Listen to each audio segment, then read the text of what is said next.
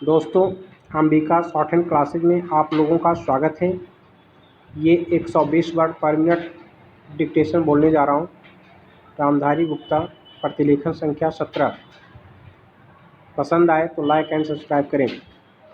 5 second में video start होने वाली है। Last reading start. उपाध्यक्ष महोदय, मैं समझता हूँ कि अब तक इस वैदेशिक नीति पर न केवल इस ओर के सदस्यों ने ही बल्कि दूसरी ओर के सदस्यों ने भी प्रधानमंत्री जी को धन्यवाद दिया है।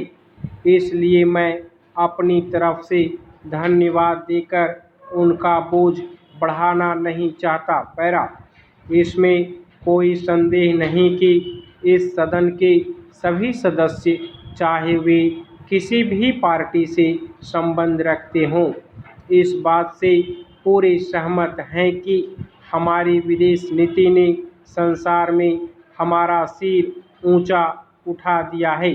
हमने पंचशील के सिद्धांत को संसार के सामने रखा है। यदि हम उसके आधारभूत सिद्धांत पर दृष्टिपात करें तो हमको पता चलता है कि हमने संसार में एक जो सबसे बड़ा काम किया है वह यह है कि हमने तनाव को कम करने का प्रयत्न किया है। पैरा, जिस समय हमने नई नई स्वतंत्रता प्राप्त की तो हमारे सामने बहुत से प्रश्न थे। उनके साथ ही हमारे दो बड़े गुट थे जो कि एटम बम और दूसरे बम लिए हुए हमको चुनौती दे रहे थे कि अगर हमने उनमें से किसी एक गुट में सम्मिलित नहीं हुए तो हमको बड़ी कठिनाई होगी।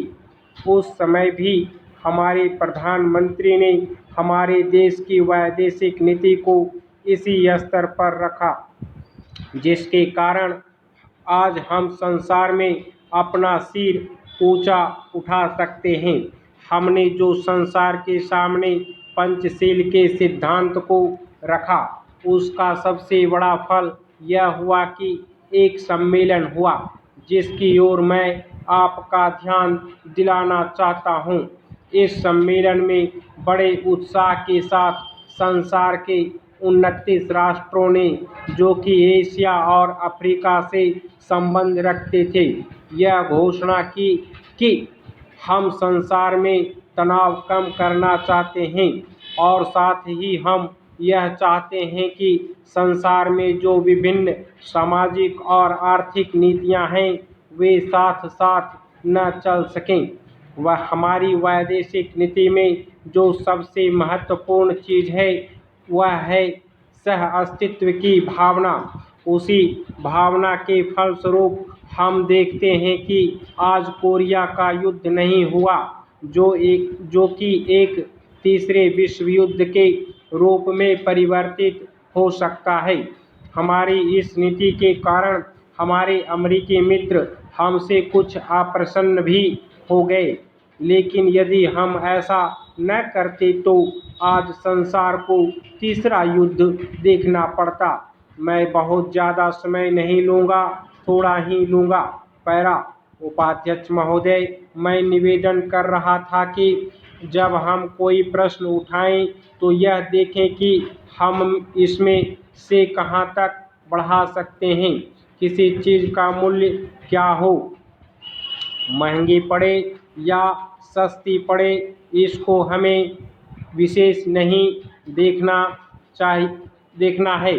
गांधी जी ने कितनी ही बार हम लोगों को यह बात समझाई कि मूल्य किसी चीज़ का रुपये पैसे में क्या है, यह कोई महत्व की बात नहीं है।